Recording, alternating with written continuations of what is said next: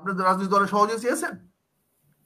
আপনি যদি আজকে মনে করেন আপনি অভিযোগ আনতেছেন বিএনপির নামে যে এই চাঁদাবাজি করতেছে বা এই অন্যায় করতেছে, কিন্তু আমি বলছি যদি আপনি অভিযোগ করতে পারেন, করলে ফোরামে অভিযোগ করেন, জায়গা মতো করেন, বলেন আমার বিরুদ্ধে মামলা দেন।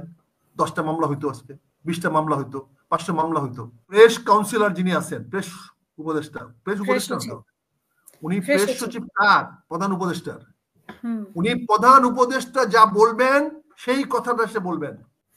মানে স্বার্থান্বেষী মহলের হস্তক্ষেপ আপনি পড়েন না। বিপ্লবী চেতনাটা আছেন, চেতনাটাকে অলরেডি ধ্বংস করে দিয়েছে আপনাদেরকে সকল একটা গভর্নমেন্ট করাই দিয়া, একটা ব্যক্তির প্রতি আপনারা অনেকত্ব দেখাইতে গিয়া নষ্ট করেছেন। এখন ওই সময়টা নাই। দেখেন, নির্বাচনের বিষয়টা হলো এই সরকার এখন পর্যন্ত বলে নাই সে কয়দিনের জন্য আসছে। সে একবার বলছে যে আমি যতদিন প্রয়োজন পড়বে থাকবো। ডক্টর রেদওয়ানা কয়েকবার হেসে হেসে খুব কিলিয়ে কিলিয়ে বলছে যে আমরা নির্বাচন দিব না। কে বললো আপনাদের? এগুলো বলেছে। এখন একটা রাজনৈতিক দল সে তো কখনোই সে বলতে পারে না, একটা সরকারকে মেনে নিতে পারে না যে সরকারের কোনো জনগণের ভোট নাই। একটা টেম্পোরারি অ্যারেঞ্জমেন্টে অন্তর্বর্তীকালীন সরকার মেনে নিলাম। অন্তর্বর্তীকালীন সরকার আপনি বলেন যে আমি 2 বছর, 1 বছর, 5 বছর, 10 বছর বলেন, তারপর যদি আমরা মেনে নিব 10 বছর পর নির্বাচন দিয়েন। কিন্তু আপনি তো একবারও বলতেছেন না আপনি কবে কতদিন পর্যন্ত আছেন। তা আপনি আনসার্টেনিটিতে কি অ্যাকশন নেবেন, কি দিবেন? আপনি কথা নাই বার্তা নাই, আপনি এসআরও দিয়ে আপনি ডিউটি বাড়ায় দিলেন, ট্যাক্স বাড়ায় দিলেন। ট্যাক্স বাড়ানোর আপনি কে ভাই? আপনি কি বিপ্লবী সরকার? আপনি কি মার্শাল সরকার? আপনি তো সাংবিধানিক সরকার। সংবিধানে তো পরিষ্কার লেখা আছে কেমনে ট্যাক্স বাড়বে, কি বাড়বে না বাড়বে। তা আপনি কি করে ট্যাক্স বাড়ালেন? এই ট্যাক্সটা আমি কেন দিব? তুমি খরচ কমাও। তুমি আগে বলছো 40% দুর্নীতি হয়েছে, 40% দুর্নীতি কমাও। 40% দুর্নীতি কমালে তো আমার অর্থ সাশ্রয় হয়ে যায়, আমার অর্থ বেঁচে যায়। শেখ হাসিনা যে টাকাগুলো খাইতো সে টাকাগুলো তোমরা খাও না, তাহলে তো টাকাগুলো বেঁচে যায়। এখন তুমি আমার ট্যাক্স বাড়াচ্ছ, তাহলে কেন বাড়াচ্ছ? এই প্রশ্নগুলো তো রাজনৈতিক দল হিসেবে করতে হবে। আমার দল করেছে, আমি ধন্যবাদ জানাই। নির্বাচন তারা চাইতে পারে, আপনি বলেন যে আমি নির্বাচন 1 বছর পরে দিব, এটা বলেন না কেন আপনি? আমি চাইছি আমাকে ভাত দেন, আপনি ভাত না দিলে বলেন যে ভাই রান্না হয় না, একটু অপেক্ষা করো। আমি বলছি যে এটা আমি চাই, আমার চাওয়াটাকে আপনি অন্য বলাচ্ছেন কেন বারবার? এমন একটা ভাব দেখাচ্ছেন। আপনি বলে দেন না, আপনি বলে দেন না যে আমি 2 বছর পরে নির্বাচন দিব। 2 বছর পরে নির্বাচন দিব বলার পরে যদি বিএনপি কথা বলে তখন বলেন, তখন বলতে পারেন আপনি যে আপনার তো নির্বাচন তারিখ চাইছেন, আমি তারিখ দিয়েছি। তারিখে আপনি কথা মতো দিব, আপনি ইচ্ছা মতো দিব? তারিখ তো সরকার ইচ্ছা মতো দিবে। সরকার বলতে পারতো। আপনি ইলেকশন কমিশন বানাইছেন, বাংলাদেশ সরকারের খরচ বাড়াইছেন। নির্বাচনে না হয় তাহলে ইলেকশন কমিশন বানাইছেন কেন? ইলেকশন কমিশনে কি করবে? তার কাজটা কি? এই কতগুলো জিনিস তো আসতে হবে। আপনি আইন শৃঙ্খলা উন্নতি করতে পারছেন না, লয়ার করতে পারতেছেন না। কেন পারতেছেন না? আপনাদের রাজনৈতিক দলের সহযোগী আছেন। আপনি যদি আজকে মনে করেন আপনি অভিযোগ আনতেছেন বিএনপির নামে যে এই চাঁদাবাজি করতেছে বা এই অন্যায় করতেছে, কিন্তু আমি বলছি যদি আপনি অভিযোগ করতে পারেন, করলে ফোরামে অভিযোগ করেন, জায়গা মতো করেন, বলেন আমার বিরুদ্ধে মামলা দেন। 10টা মামলা হইতো, আজকে 20টা মামলা হইতো, 500 মামলা হইতো। তাহলে বুঝতে 500 মামলায় আমরা আসামি। আমরা অ্যাডভোকেট সাহেবকে বলতাম ভাই দেখেন তো আমাদের মামলা হয়েছে। আপনি ঢালা অভিযোগ দিচ্ছেন। আর নির্বাচন চাওয়াটা যদি অন্যায় বারবার বলতে চান তো ঠিক হবে না তো এটা। কাজে নির্বাচন আমি চাচ্ছি, আপনি ডেটটা বলে দেন, তাহলে তো আপনার অনেস্টি আসবে। কিন্তু আপনি হিপোক্রেসি করছেন কেন? আপনি ডক্টর রেদওয়ানা যেইভাবে কথাটা বলছে এবং হ্যাঁ উনি যেভাবে বলছে কি আমরা নির্বাচন দিব না, আপনাকে কে বললো? উনি নির্বাচন দিবেন কি বললো? এটা জবাবটা উনি দিয়ে দেখ, উনি কবে দিচ্ছেন। এখন আমাদের সাথে কথা ছিল মা তোরা বিক্রি করে ফেলবো। এই বরস কি এমন দাম চাইবো যে এটা কেউ কিনতে পারবে না। আপনি একটা সরকার, আপনি কেন সুনির্দিষ্ট করে বলতে পারতেছেন না? আপনি এতটুকু ফার্স্ট সাইডেড নাই কেন? আপনি 5 বছর বলেন না, তারপরে দেখি আমি অ্যাডভোকেট সাইফুল সাহেব কি বলে। আমি ওনাকে দরকার বলে বলবো ভাই 5 বছর। ওনারা তো বলছেন 26-এর মাঝামাঝি তো বলছেন, ওনারা তো প্রয়োজনীয় সংস্কারের কথা বলছেন। দেখেন এই দলের, আমার দল শুধু বলছে সহযোগিতা করবো, তাই কথা বলতে পারবে, কিন্তু আমি তো বললে সহযোগিতা করবো। প্রেস কাউন্সিলর যিনি আছেন, প্রেস উপদেষ্টা, উনি প্রেস সচিব কার? প্রধান উপদেষ্টার। উনি প্রধান উপদেষ্টা যা বলবেন সেই কথাটা সে বলবেন। প্রধান উপদেষ্টা বলবেন একটা, এটা ক্লিয়ারিফিকেশন উনি দিবেন না। উনি প্রতিদিন দিয়ে যাচ্ছেন। কেন কে অধিকার দিছে, কে তাকে ক্ষমতা দিছে? উনি ছাত্ররা কি করবে বলে ছাত্রদের ব্যাপার আমি জানি না, আবার বলে না না না না এটা ঠিক হয়েছে। আপনি একটা প্রেস সেক্রেটারি রাষ্ট্র নিয়ে কথা বলবে কেন? সে তার সরকারের যে বক্তব্য, সরকার যে বক্তব্যটা দিবে, ক্যাবিনেটে যে আলোচনা হবে, ওখানে যে আলোচনা হবে, বা যদি ইউনূস সাহেব কিছু কথা বলতে চায়, সে বলবে ঠিক আছে আমার প্রেস সহিষ্ণু করবে। আমরা ছাত্রদের কাছে কথা বলছি না, ছাত্ররা নির্বাচন কবে হবে, কিভাবে হবে, রাষ্ট্র কিভাবে চলবে না চলবে, এটা তো তাহলে স্কুলের মাস্টার রেখে লাভ কি, টিচার রেখে লাভ কি, তাহলে ডক্টর আহসানুল্লাহ তাহলে পড়ায় লাভ কি? ওনার ছাত্র কি বলুক, উনি ওনাকে পড়াক, কি পড়াইতে হবে উনি পড়ুক।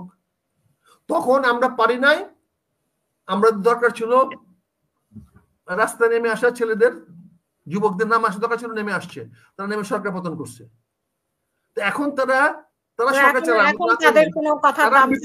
তারা বিপ্লবী সরকার করে সরকার চালাইতো, তারা বিপ্লবী সরকার করলো না কেন? তারা বিপ্লবী সরকার চালাইতো, আমরা সবাই মানছে, সেনাবাহিনীর বন্ধু মানছে, তোমরা যা বলবা। এখন প্রশ্ন হয়েছে ছাত্র বললেন না, বৈষম্য বিরোধী বললে ঠিক আছে, কারণ এটা ছাত্র হয় না, তখন একটা বৈষম্য বিরোধী ছাত্র, মানে ছাত্র বলতে আমরা বৈষম্য বিরোধী ছাত্র, বৈষম্য বিরোধী বলেন, বৈষম্য বিরোধী ছাত্র বলেন না, আবার বৈষম্য বিরোধী বলেন। বৈষম্য বিরোধী ছাত্র হলে ওই কলেজে ফার্স্ট ইয়ার সেকেন্ড ইয়ার কেন থাকবে? এটা বৈষম্য বিরোধী।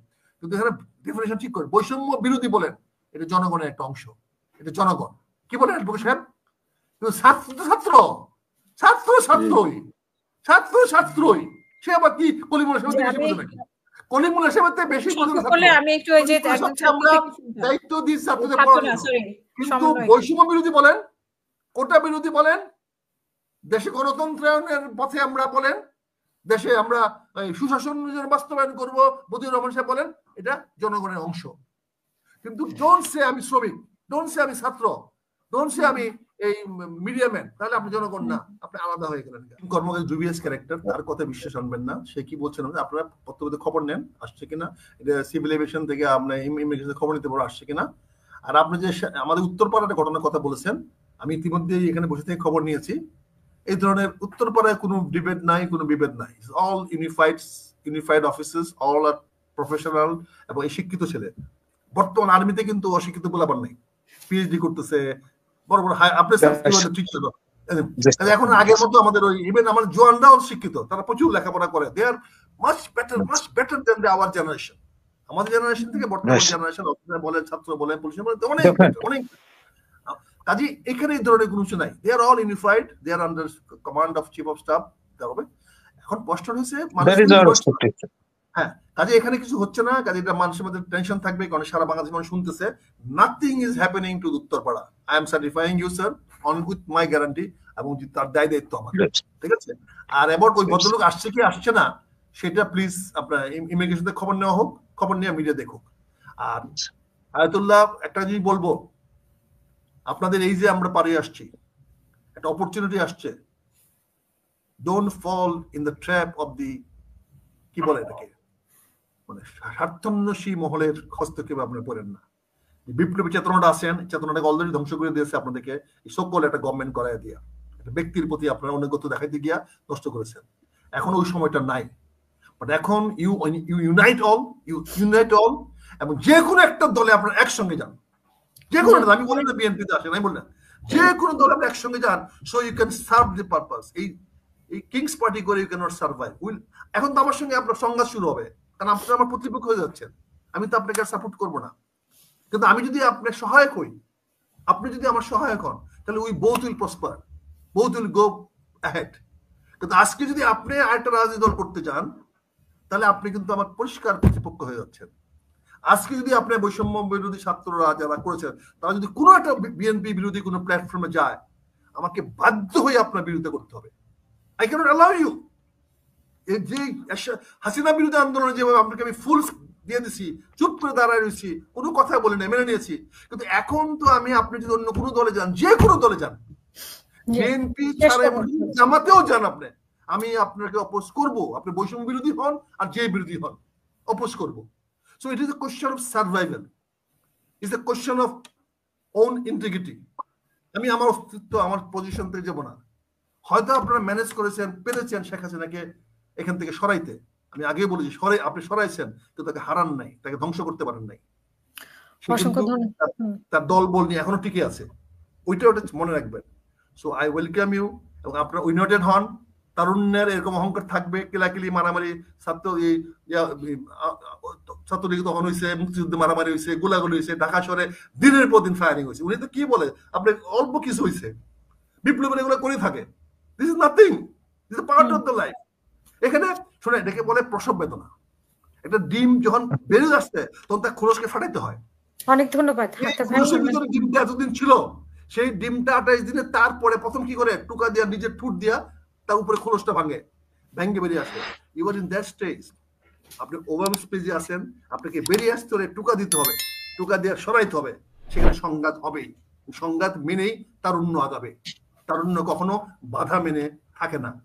So I welcome you, come to the politics, come in a proper way. Thank you, sir.